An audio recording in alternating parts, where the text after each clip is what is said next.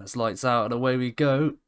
And I do not have any engine noises, which is brilliant. Go for the run down towards turn 1. It is Roberts who gets the best start. 2 Aston Martins fighting behind. As no, everyone managed to get to the first corner fine. As we see one of the Alpines having a bit of slow. And there's a Haas off into the wall there. Maestro, crispy chicken as well. And one of the McLarens into the wall. Mini is off as well. Gets a time penalty. Another collision with one of the Mercedes there. Isaac having a very good start of the race up into P9 from last on the grid.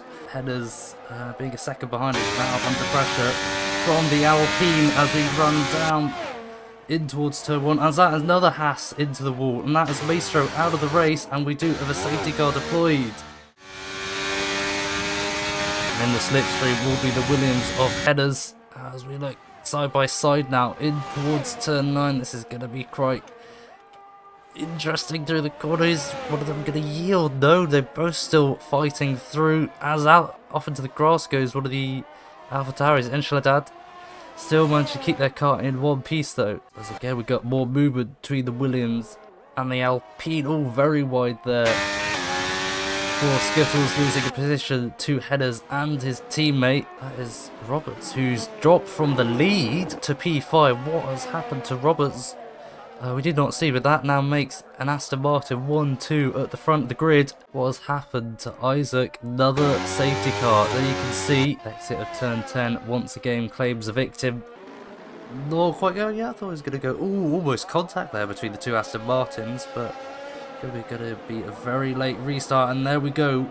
Two Aston Martins get away well. Two Alpines not getting the best of starts, what the Aston Martins would have wanted, but it's going to be important for the hard tyre runners to make as much progress as possible as we ride on board. Already movement down the grid as one of the Alpines into the wall. Skittles almost dead last now as we have another safety car.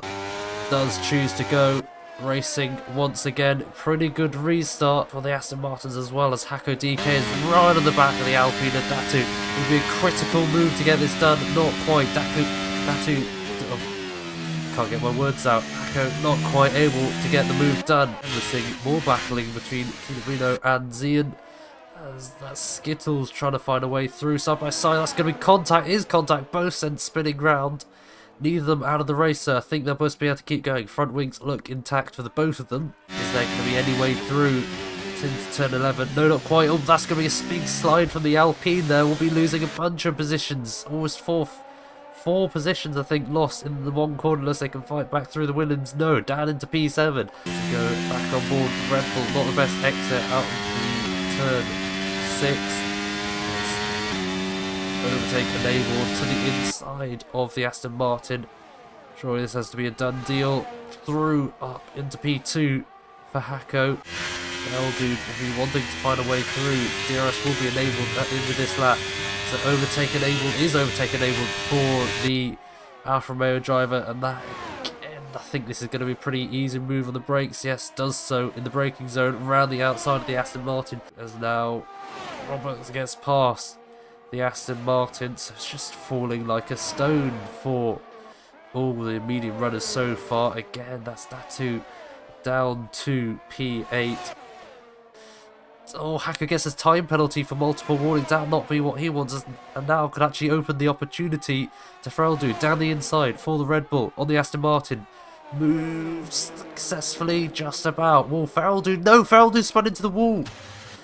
And the exit of turn 3, what could have been a very likely looking win opportunity for the Alfa Romeo, has now spun into front wing damage. That could be pretty much race over if we do not get another safety car. Hako will now be wanting to rocket away from the Aston Martin, as now Roberts will be looking at the Aston Martin. Jakeson pretty much side by side. They're both getting rapidly on Hako, who had this. Jakeson backs out. Robertson, who made a mistake earlier in the race, could have this win opportunity right back open, but that flashing light on the back of the Aston Martin showing that D-Racing tries to go down the inside, not quite enough on the tyres or the battery. Now Ghost and actually Headers are battling. Oh, that's why that's just about contact, almost a spin there. Meanwhile, I missed this. Roberts getting past the Red Bull of Hako DK. Does get the second dose of ERS, but I think Hako will be eager to come back. Does have a time penalty though, as we will, again, kick of oversteer there. Again, Hacker getting very close to the back of the AlphaTauri. Again, Dearest open, not using overtake. Will go for a move down the inside. No, thinks about it. Didn't quite go for it into turn 11 again. Here we go down the inside. No, not quite. SERL dude's retired, and we have another safety car. This could change the complexion of the race. What will the leaders do? They have a pretty significant advantage. They surely have to pit under this safety car. Does so. Oh, and Zian has now retired from the Grand Prix as well. In the wall, another safety car. Roberts up one place from where he started P2. Hacko second, started 6th. Ghost P3, not changing position. Jakeson from pole position to P4. Safety car is under the lap. We will not be getting any more safety cars this race. It'll be Robert's choice of when to go. And I think he has chosen to go now. And it's not the best restart. Ghost very much on the back of Hacko into turn 1. Goes to the outside, getting in the slipstream of the AlphaTauri. No, not quite able to make a move. As we head through turn 2, it's all pretty much line astern.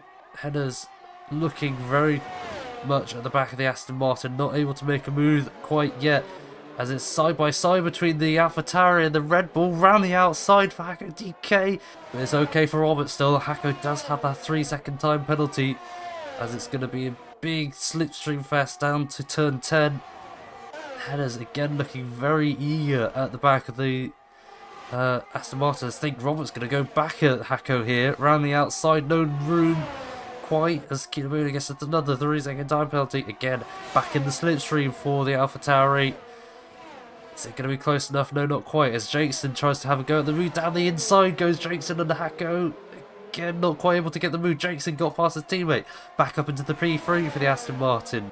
Will there be a dive into the final corner? No, not quite. But I think Robert's got this win anyway. Will Headers be able to get past the Aston Martin? No, not quite, as we've got another yellow flag in sector 3. None of the leaders though, so it's not a worry. But as we come round the final corner, it will be on track Hacko to take the win. But in reality, once penalties applied, it will be Robert who takes the win.